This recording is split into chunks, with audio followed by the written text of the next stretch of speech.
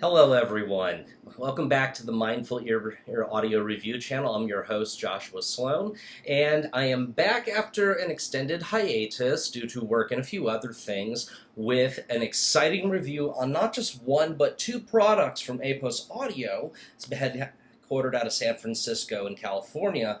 I have with me today the Apos Caspian opened back dynamic driver headphones, as well as Apos Audio's own Flow balanced headphone cable for the Caspians.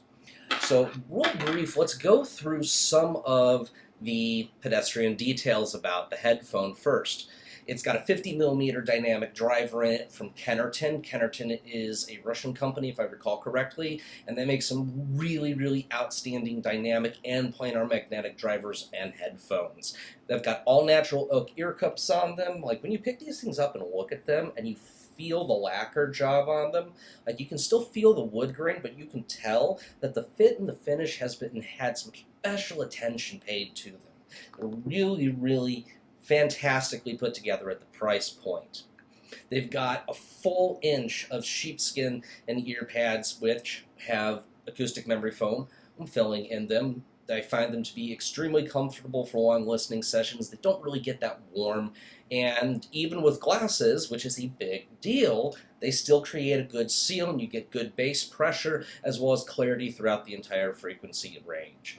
Now, the headband and the yoke is stainless steel, and it's got a nice coating on it that makes it a little bit glossy to the finish. If you look closely at the yoke, you can see it's almost got a kind of brushed metal appearance to it. Hopefully you can see it on the video. It's very fine in person.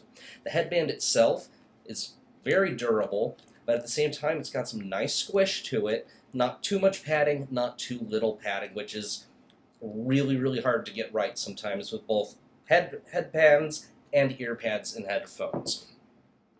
The grills that cover the ear cups on the outside have the Apos Audio's A logo in them, along with some slanted lines, and that's very nicely done in what appears to be a powder coat finish, which contrasts nicely with the gloss of the wood and then this brushed metal appearance up here on the yoke.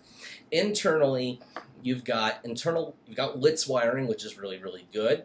It's got aluminum core coated with oxygen-free copper for the driver, and the actual driver membrane is a graphene-coated composite that has variable thickness. What the variable thickness does, Apos doesn't exactly say. If I had to hazard a guess, it makes the driver a little bit stronger in certain parts that are more likely to move around as the driver coil moves backwards and forwards, thus potentially reducing distortion as well as increasing the lifespan of the driver. So maybe Apos will comment on that in the future, but that's some pretty interesting stuff there.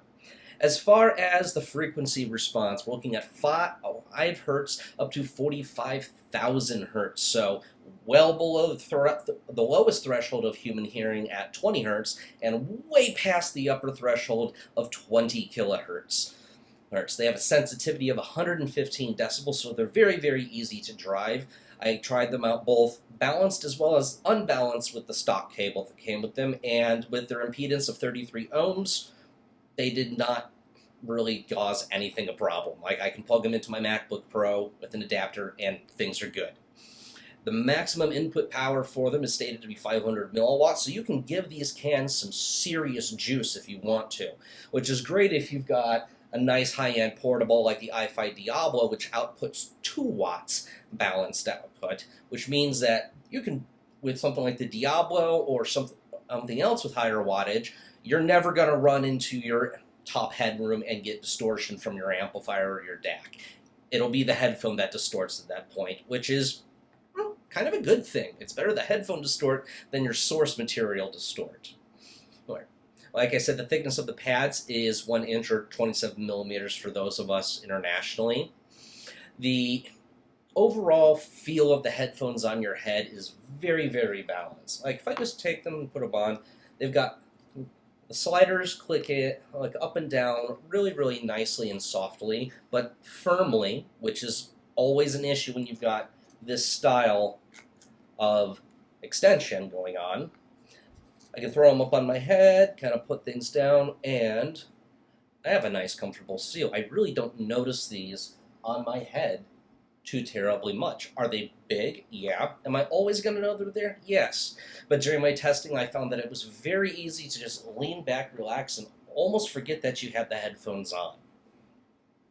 Now, the headphones also come with a leather carry bag, which is pretty substantial. It actually reminds me of some of the camera bags I used to use when I was down that rabbit hole of an expensive hobby. And the stock cable itself is terminated in 1/4 inch or 6.35 millimeters. So if you're going to be using it with laptop or phone jacks, you're going to need a 1/4 inch to 1/8 inch adapter.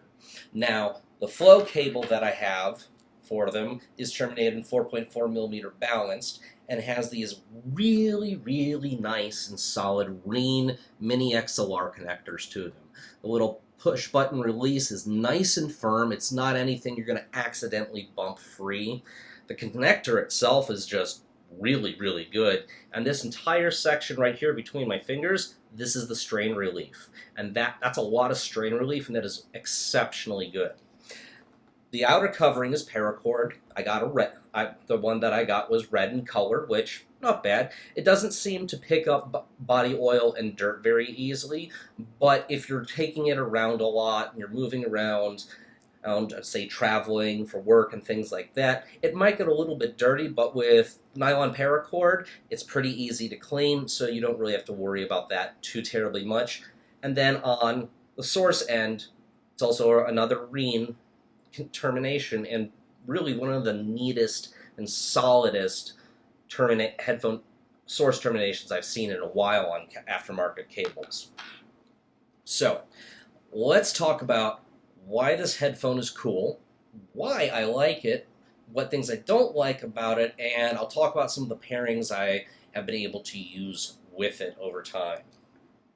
So initially, when I started testing this headphone out, I was using my iFi Diablo, the brand new flagship Questyle CMA 15 integrated DAC and amp. Then that thing is full Class A, fully balanced, and is like the holy grail. Like, oh my goodness, if you've got $2,500, go get that thing. But we'll start with some of the general notes. Overall, the sound signature is very warm. If you look at the frequency response graph on Apos' website, you'll see that there's a little bit of slight hump in the low end, not unlike a Harman tuning, which Harman tuning is not bad at all, and when Harman tuning is done well, it sounds exceptionally good without irritating people's ears like sometimes perfectly linear responses or more brighter response frequencies will do.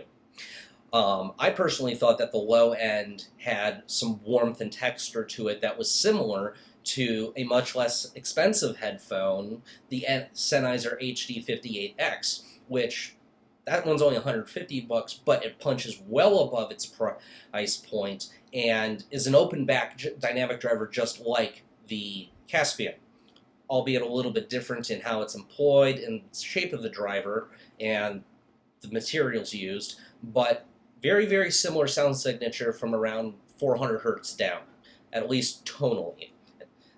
The treble tuning, they have some dips in the frequency response from about 2 to 7 kilohertz to trying to tame certain things that a lot of people find irritating, such as sibilance, that kind of stuff, shouty male and female voices that are tenors, altos, and sopranos, things like that. But overall, the sound response to your ears when you're just sitting there listening, it's pretty balanced and natural in its presentation. It's not giving you too much low end, too much high end, too much mid range. And even though the frequency response is not linear, it sounds somewhat linear and most importantly, balanced. Balance does not mean that your frequency response is completely linear. Balance means that the headphone is tuned so that all elements in the music across the frequency range are reproduced with the same level of importance, meaning you're going to be able to pick up all the little details, see and experience the sound stage, and you're not going to have one portion of the frequency response drowning out the other. Now, the iFi Diablo was a really good pairing for this headphone, like I said, because it's got gobs of power, so I pretty much kept the thing in eco mode the whole time, the Diablo that is. I don't have to crank it up to turbo with these, with the very, very high sensitivity. Now, when you first put them on, like all headphones really in IEMs, you're going to have to give your brain some time to break in. We're talking about psychoacoustic burn-in, right? Human hearing is very, very complicated. It's not just sounds coming in the ear, hitting the eardrum, and being transmitted through the auditory nerve to the auditory processing center of the brain, and things happening there, but all your senses get involved with music, especially the more that you relax and you let yourself subsume into it. There's a lot of brain activity things that go on there. So whenever you pick up a headphone, give yourself, if you're demoing in store, give yourself at least 10-15 minutes just listening to the same song over and over again so you can get used to things. If you're able to home demo something, borrow it from someone, get a loaner, again, give yourself a few days before you start doing your critical listening and evaluation. Just let yourself enjoy the headphone and let your brain get used to how it sounds before you make your judgments. And this is honestly something that applies across all audiophilia, whether you're doing stereo stuff, headphone, etc. Give your stuff time to settle in, your brain time to adjust before you make your final call. Now, back to the headphones. The mids, very rich, very thick. It's got some good weight to it. Piano has wonderful weight, and piano weight is something that headphones generally do not do well at all, and not even stereo systems like the one I have behind me will do piano note weight very well at all. But if you're not, if you like piano, you're going to like it on the Caspians. You're going to like it a lot. There's very good forward stage projection, regardless of whatever amping and source components that you're using. The three, just to recap, along with the Diablo, I also paired the Diablo with the X-Duo MT604 fully balanced hybrid tube amplifier, and I also paired them with the Matrix Mini iPro 3, which I've got sitting here right next to me. I reviewed that earlier this year and liked it so much that I ended up buying one. It's that good of a unit, and it actually uses my streamer and DAC for my stereo, usually, if I'm not headphone listening. And then earlier this year, I had the Questal CMA15 flagship unit in, and on the CMA15, it does not get any better with these things. It is just wonderfully organic. The Class A amplification and the way that they do their DACs, Questal really made a winner right there. And the synergy between the Caspian and the Questal was just flawless. And I very rarely say that about anything. I could not find a single thing wrong with what I was hearing when I was running that setup. Now, going into the pairing with the Diablo and the X-Duo amp, because the X-Duo amp is significantly cheaper than the Diablo, which is $900, the X-Duo I believe is around $170 with stock tubes, you lose some of the micro detail and the sheer resolution of the Diablo, but you get a very warm, kind of fun character that the tubes lend to the sound. So other than the fact that it's a balanced only amp and you have to adjust left and right channels independently, the X-Duo MT604 is a pretty good pairing with the Apos Caspians. Notes about bass. Bass with open back headphones generally sucks. Unless you're talking some really expensive good stuff, you've got great amping, you've got a good DAC and source, yada yada yada. You get bass that has grip, gravity, and slam with these things. Even on classical music recordings, which is slightly mind-blowing, because classical music doesn't have a lot of bass in it. And even if you put on something like pipe organ works from Johannes Bach, like Toccata and Fugue in D minor, most headphones will completely fail to reproduce the ultra-low frequencies and just that rumble and authority that such instruments can command. You actually get some of that with these. It's not the best that I've heard. I think the best that I've heard was the Abyss Diana Pfizer one of those crazy top-of-the-line things. That felt like I had subwoofers like in the room playing with me. But the bass weight on this, and more importantly than the weight, the accuracy and speed of the bass and how tonally rich it is utterly fantastic. When you have lower mid vocals going on, deeper male voices, baritone, bass, and you've got synth going, electric guitars, a percussion line, and then heavy bass, things can get muddy with headphones very, very quickly, even with open back headphones, which are usually good in terms of separating things out. The Caspians, they don't slip up once. You can throw on some thrash metal and you're just going to go, yeah, dude. So, yeah, really, really good. Now, pairing it with the Matrix Mini iPro 3. At first, I used the hybrid filter. The Matrix unit has 7 different DAC filters on it. And the hybrid filter is typically what I use when it's hooked into my stereo system. And for reference, I've got Focal mains with a smorgasbord of components. And then I ran, however, with the hybrid filter resulted in some shoutiness in the upper mid-range that was really, really unusual for this headphone, because until I plugged it into the Matrix and started listening to it and evaluating it then, I didn't realize that was going to happen. So I tried several different tracks, and it seemed to be really consistent with both higher male and female vocals, as well as certain instruments that just sounded really thin and at times harsh and brittle. So what do? I start playing with the filters on the DAC. And I ended up settling on the fast roll-off linear filter because, boom, soundstage opened up way more.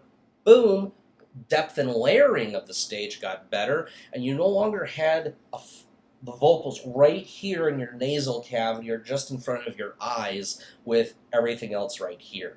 It just opened it up, and it really, really, really showed how fast the bass and how fast the drivers just in general throughout the frequency response are with the Caspians.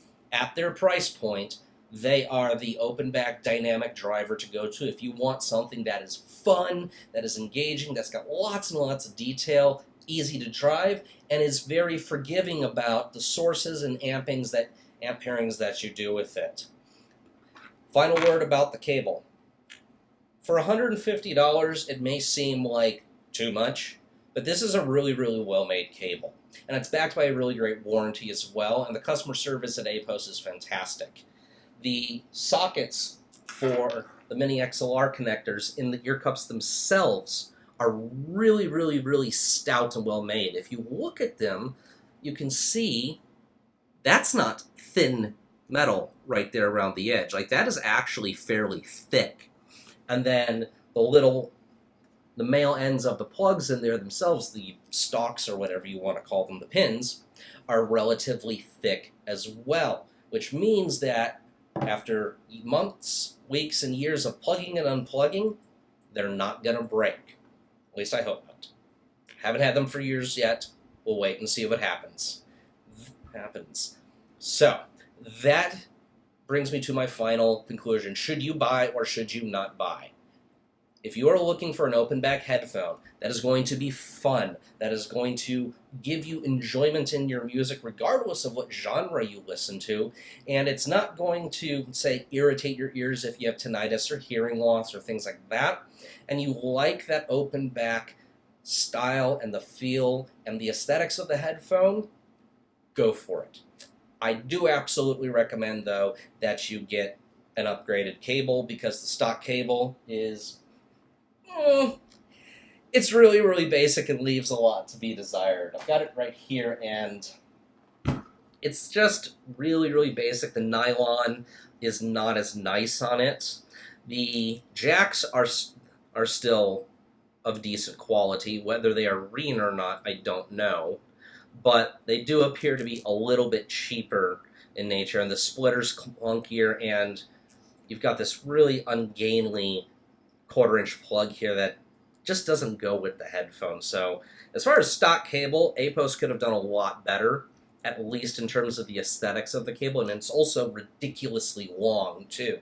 Like, you don't need a cable, honestly, that's longer than 4 feet long. Anything long, unless you're, like, sitting on your couch and your source is at your media center. beyond that, yeah. So, I hope you guys have enjoyed this review. Just getting back into the swing of things, and we're going to have some more reviews coming up in the near future, so keep listening, take care of your ears, and I'll see you soon.